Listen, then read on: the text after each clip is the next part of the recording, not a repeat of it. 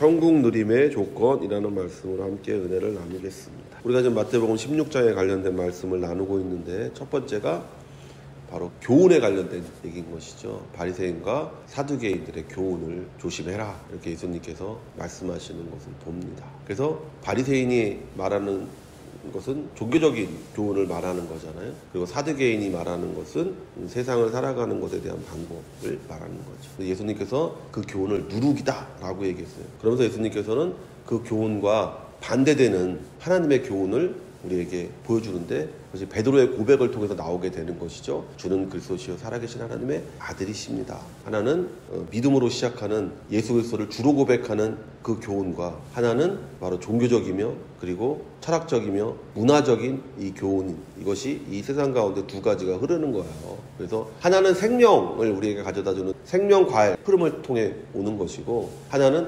선악을 하는 지식의 나무를 통해서 오는 것이죠. 이 두 가지 노선이 항상 창세로부터 지금까지 오는 거예요. 이게 언제 합쳐지냐? 바로 예수 그리스도를 통해서 합쳐지는 것이죠. 그래서 예수 그리스도께서는 우리에게 생명을 대표하기도 하시지만 또 참된 지식을 우리에게 대표하는 것이 바로 예수 그리스도죠. 그래서 우리가 예수 그리스도를 본받는다는 것은 우리가 생명적으로도 영생을 누리는 것이지만 지식적으로도 하나님을 분명하게 알게 되는, 이것이 바로 우리 가운데서 나타나게 돼야 되는 것이다라고 얘기하는 것이. 그러면서 예수님께서 오늘 이제 말씀을 통해서 우리에게 하고자 하시는 말씀은, 베드로의 이 고백이 너희의 고백이 된다면 너희의 삶이 어때야 되는지를 예수님께서 말씀하고 계시는 것이죠. 우리가 이 땅을 살아가는 목적은 하나님의 영광을 드러내기 위해서입니다. 하나님의 영광을 드러내는 것은 꼭 성공하거나 축복을 받은 사람만이 드러내는 것이 아닙니다. 우리가 처한 장소나 상황에서 하나님을 믿는 모습으로 살아갈 때 우리는 하나님께 영광을 올려드리고 또 우리는 천국의 누림을 가질 수가 있는 거예요. 우리가 이 땅을 살아가는 이유가 무엇인지, 우리가 나그네와 객이라는 그 의미가 무엇인지를 우리가 알지 못하면 우리는 광야에 있는 이스라엘 민족과 똑같은 것이죠. 광야에 있는 이스라엘 민족의 목표는 적과 꿀이르는 가나안 땅에 가는 것이지 광야에서 사는 것이 아니에요. 근데 광야에서 조금만 부족하면 그 사람들은 마치 인생이 끝난 것처럼, 마치 모든 것이 끝난 것처럼 거기서 원망하고 불평하는 것을 보는 거잖아요. 광야에서 내가 조금 더 갖는다는 것, 광야에서 내가 조금 더 누린다는 것이 어떤 의미가 있습니까? 적과 꿀이르는 땅에 들어가서 내가 얼마나 넓은 땅을 차지하느냐, 내가 얼마나 더 좋은 것을 갖느냐가 사실은 이스라엘 민족에게 중대 과제잖아요. 즉 우리가 이 땅을 살아가면서 우리가 이곳에서 큰 믿음을 가질 때 우리가 다가오는 하나님의 나라에서 더 큰 부분을 차지하는, 정말 영원한 것을 차지하는 사람이 된다라는 것을 성경이 우리에게 예표로 보여주는 거잖아요. 요한복음 9장 2절에서 3절에 제자들이 물어 이르되 랍비여, 이 사람이 맹인으로 난 것이 누구의 죄로 인함이니까? 자기니까 그의 부모니까? 예수께서 대답하시되 이 사람이나 그 부모의 죄로 인한 것이 아니라 그에게서 하나님이 하시는 일을 나타내고자 하심이라. 제자들과 그 당시의 사람들은 맹인을 보고 본능적으로 죄로 인한 저주라고 생각한 거예요. 그러나 예수님은 그것이 아니라 그 사람을 통해 하나님이 하시는 일을 나타내려 하고 있다고 말씀하고 계십니다. 우리가 볼 때 하찮고 우리가 볼 때 심지어 저주받았다고 생각하는 사람을 향해서 예수님은 뭐라고 말씀하시냐면, 그것을 통해서 하나님이 하고자 하는 것을 나타내려 한다. 수많은 맹인이 있어요. 그 당시에 이 맹인만이 있는 거 아니라 하나님이 그 맹인들을 통해서 하고자 하는 일이 있는데, 어떤 사람은 믿음을 통해서 그 하고자 하는 일을 함으로 하나님께 영광을 올려드리는 것이고, 어떤 사람은 자기의 신세를 한탄하고 자기의 신세를 비관하면서 하나님이 하시는 일을 내가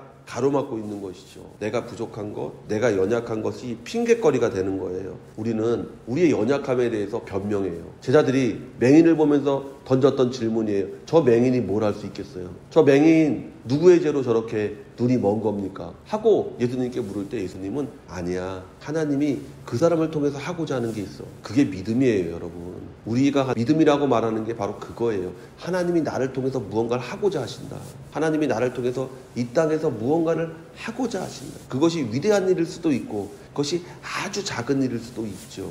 우리가 하나님의 일, 즉 예수 그리스도를 믿고 믿음의 모습으로 살 때 우리는 우리의 상황과 처지와 상태와 상관없이 하나님께 영광을 올려드리는 것입니다. 예수님은 자신을 그리스도요 하나님의 아들이라고 고백하는 제자들에게 성공과 축복을 말씀하지 않았습니다. 도리어 고난과 십자가의 죽음을 말씀하셨어요. 이때로부터 예수 그리스도께서 자기가 예루살렘에 올라가 장로들과 대제사장들과 서기관들에게 많은 고난을 받고 죽임을 당하고 제3일에 살아나야 할 것을 제자들에게 비로소 나타내시니, 한 번도 예수님께서 그 전에는 십자가의 죽음에 대해서 말씀하지 않았어요. 근데 베드로의 주는 그리스도시요 살아계신 하나님의 아들이십니다라는 그 고백 후에 예수님께서 이것을 말씀하셨다는 거예요. 즉 예수 그리스도를 믿는 자에게 주어지는 것이 무엇인지를 예수님께서 말씀하시는 거예요. 이 땅을 살아가면서 우리가 겪는 일들에 대해서 예수님께서 말씀하신 거예요.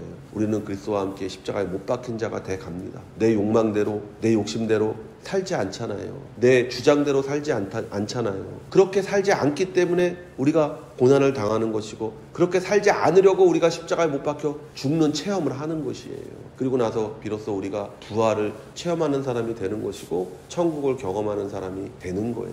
예수님께서 베드로가 그것을 고백하실 때 너의 고백 위에 내가 흔들리지 않는 교회를 세울 거다 라고 말씀하시고 나서는 바로 하신 말씀이 바로 이 말씀이라는 거예요. 근데 그 교회는 영광스럽지 않을 거야. 그 교회 안에 있는 사람들은 영광스럽지 않을 거야. 그 교회에 있는 사람들은 축복을 받지 않을 수도 있을 거야. 곳에 있는 사람들은 성공하지 않을 수도 있을 거야. 왜냐하면 그 교회와 함께, 교회가 세워진 곳에는 항상 핍박이 있을 것이고, 항상 환난이 있을 것이고, 항상 어려움이 있을 거야. 요한계시록에 있는 7교회 중에서 핍박받지 않는 교회가 있나요? 어려움받지 않는 교회가 있나요? 다 핍박받고 어려운 7개의 교회, 온 세상을 대표하는 그 7개의 교회가 다 고난 가운데, 어려운 가운데, 때로 가난 가운데, 헐벗은 가운데, 박해 가운데 있었잖아요. 근데 예수님께서 뭐라고 말씀하십니다. 이기는 자에게 라고 얘기하시잖아요. 그것을 우리가 무엇으로 이기냐? 바로 주는 그리스도시요 살아계신 하나님의 아들이라는 이 믿음을 가지고 이길 때 우리가 그것으로부터 채워지는 놀라운 축복을 경험하게 되는 줄로 믿습니다. 예수님을 핍박하고 박해하는 사람들은 장로들과 대제사장들과 서기관들이라고 예수님은 말씀하십니다. 이 땅에서 자신의 것들을 지켜야 하는 사람들은 예수님을 핍박하고 박해합니다. 땅의 것에 마음을 두는 사람들은 결코 천국을 누리지 못한다는 것을 분명히 알아야 돼요. 골로새서 3장 2절에서 6절에 위의 것을 생각하고 땅의 것을 생각하지 말라. 이는 너희가 죽었고 너희 생명이 그리스도와 함께 하나님 안에 감추어졌습니다. 우리 생명이신 그리스도께서 나타나실 그때에 너희도 그와 함께 영광 중에 나타내리라. 그러므로 땅에 있는 지체를 죽이라. 곧 음란과 부정과 사욕과 악한 정욕과 탐심이니 탐심은 우상 숭배니라. 이것들로 말미암아 하나님의 진노가 임하느니라. 땅의 것들은 음란과 부정과 사욕과 악한 정욕과 탐심이라고 성경은 말합니다. 이런 것을 가진 사람은 예수님을 핍박하는 거예요. 이런 것들을 마음 가운데 품고 있는 사람은 예수를 믿을 수가 없는 거예요. 세상에선 그걸 죄라고 하지 않아요. 욕심 가지고 그걸 세상에서 누가 죄라고 합니까? 마음에 부정하다고 해서 그걸 누가 죄라고 합니까? 행동으로 나타나지 않는 한 그건 죄가 아니에요. 근데 성경은 그런 것들을 하는 자를 죄인이라고 얘기하는 거예요. 그런 것들을 하는 자에게 하나님의 진노가 있다고 말하는 거예요. 여러분이 지금 땅에서 얻으려고 추구하는 것들이 여러분에게 지옥을 경험하게 하고 지옥을 살도록 유혹하는 것들이라는 것을 잊으면 안 돼요. 그런 것들로 성공하려고 하면, 그런 것들이 축복이라고 생각한다면 여러분은 지옥을 살 것입니다. 지옥을 경험하게 될 것입니다. 위의 것을 생각하십시오. 골로새서 3장 10절에서 14절에 새 사람을 입었으니 이는 자기를 창조하신 이의 형상을 따라 지식에까지 새롭게 하심을 입은 자니라. 거기에는 헬라인이나 유대인이나 할레파나 무할레파나 야만인이나 수구디아인이나 종이나 자유인이 차별이 있을 수 없나니 오직 그리스도는 만유시요 만유 안에 계시니라. 그러므로 너희는 하나님이 택하사 거룩하고 사랑받는 자처럼 긍휼과 자비와 겸손과 온유와 오래 참음을 옷 입고 누가 누구에게 불만이 있거든 서로 용납하여 피차 용서하되 주께서 너희를 용서하신 것 같이 너희도 그리하고 이 모든 것 위에 사랑을 더하라. 이는 온전하게 매는 띠니라. 바울은 위의 것을 생각하는 것을 첫째로 예수님처럼 생각하는 것이라고 말했어요. 둘째로 자신이 하나님의 자녀처럼 긍휼과 자비와 겸손과 온유와 오래 참음을 드러내는 것이라고 말합니다. 셋째가 용서하고 사랑하는 것이라고 말했어요. 세 가지가 우리 가운데 있어야 되는데 예수님은 어떻게 하셨을까? 그러니까 성경을 읽어야 되는 것이고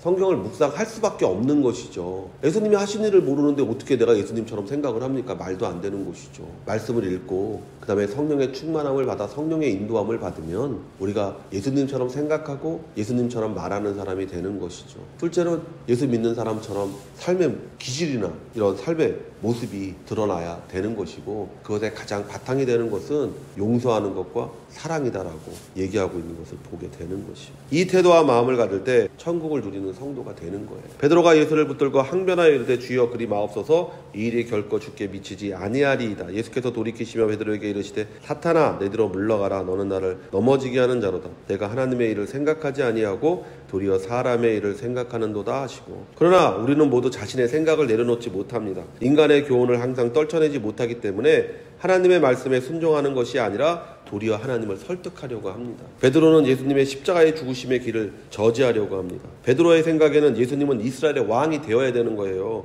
마가복음 9장 34절에 그들이 잠잠하니 이는 길에서 서로 누가 크냐 하고 쟁론하였습니다. 이 제자들의 생각은 온통 뭐냐면요, 야 예수님이 언제 왕이 되냐, 그러면 내가 저놈보다 높은 데 올라가야 되는데. 그래서 야고보와 요한의 어머니가 와가지고 예수님 앞에 나와서 무릎 꿇고 얘기하잖아요. 내가 예수님 당신한테 부탁할 게 있어요. 또 예수님이 뭐냐, 내가 들어줄 수 있으면 들어줄게 그랬더니 당신이 나라가 오면 야고보는 형이니까 오른쪽에, 요한은 동생이니까 왼쪽에 해주세요 그랬더니 제자들이 어떻게 했어요? 이를 박박 갈았다 그랬어요. 그들의 생각은 지금 온통 그것에 사로잡혀 있는데 예수님께서 무엇을 말하냐, 나 이제 죽으러 간다 얘기하니까 베드로가 절대 그렇게 하면 안 돼요. 내가 3년을 당신을 쫓아다니면서 내가 내 인생을 당신한테 다 옹땅 투자했는데 죽으러 간다고? 말도 안 되지. 당신은 왕이 돼야 돼. 그렇게 하면 안 돼. 내가 반란을 일으켜서 당신을 꼭 왕 만들어줄게. 그러면서 베드로가 예수님의 길을 저지하는 것을 보잖아요. 제자들의 관심은 이 땅에서의 높임과 그러면 누림이었어요. 그들은 십자가의 죽음을 이해할 수가 없었습니다. 성도가 십자가의 죽음을 이해하지 못하면 성도의 삶은 세상적이고 마귀적일 수밖에 없는 거예요.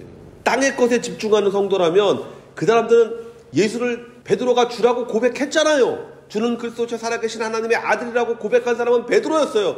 그러나 그는 십자가의 길을 이해하지 못했어요. 예수님께서 뭐라고 말합니다. 너는 마귀라고 얘기하셨어요.